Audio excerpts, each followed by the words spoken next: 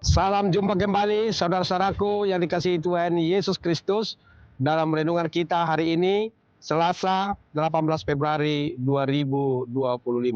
Mari berikanlah waktumu untuk Tuhan mendengarkan sabda Tuhan hari ini yang berbicara untuk kita. Tapi sebelumnya kita berdoa.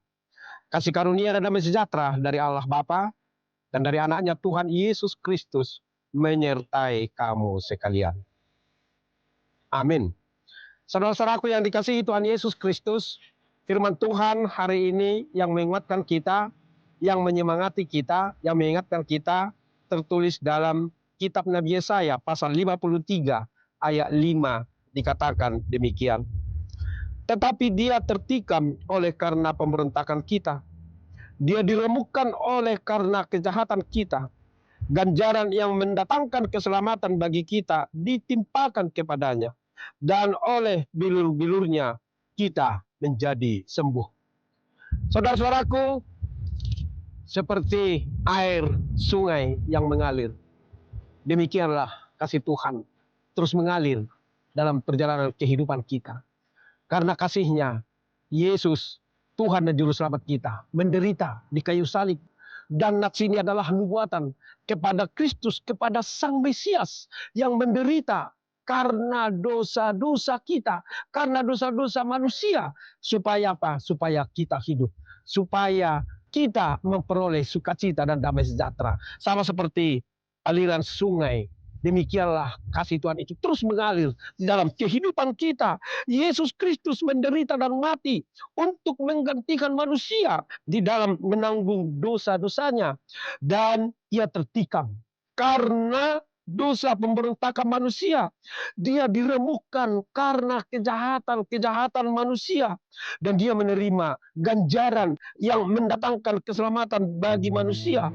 Dan dia disalibkan karena kamu, karena saya, karena kita semua, karena dosa-dosa pelanggaran kita. Tetapi saudara-saudaraku, semua itu dilakukannya karena Allah begitu mengasihi kita, mengasihi kamu, mengasihi saya, mengasihi kita semua. Oleh karena itu, marilah kita selalu tetap tunduk dan taat kepada Dia. Oleh bilur-bilurnya kita disembuhkan. Apa pergumulanmu, apa penyakitmu, apa luka batin yang sedang kamu hadapi sekarang, apa beban pikiranmu yang ada sekarang. Percayalah dan terimalah Tuhan Yesus, saudaraku. Amin. Maka dia akan menyembuhkan kamu, mengangkat semua beban-beban itu. Dan ini berlaku tidak hanya kepada orang tua, tetapi juga kepada anak-anak kami, dan juga kepada pemuda, dan juga kepada remaja yang saat ini ada pergumulannya di sekolah, atau sulit mencari pekerjaan, atau sedang putus pacar, atau yang lain-lain. Di sini ada Tuhan Yesus, karena kasihnya yang terus mengalir di dalam kehidupan kita. Dia mengasihi saudara, dia mengasihi kita, dan dia oleh karena bilur-bilurnya kita disembuhkan. Dan Yesus itu mati di kayu salib. Bukan karena dia berdosa, tidak. Tetapi dia membayar lunas hutang-hutang kita. Yang seyogianya kitalah yang mendapat ganjaran hukuman. Tetapi Tuhan Yesus karena kasihnya, karena kebaikannya, dia mau menanggung itu semua. Oleh karena itu, terimalah dia. Percayalah dia. Jangan pernah tinggalkan Tuhan Yesus dalam kehidupanmu.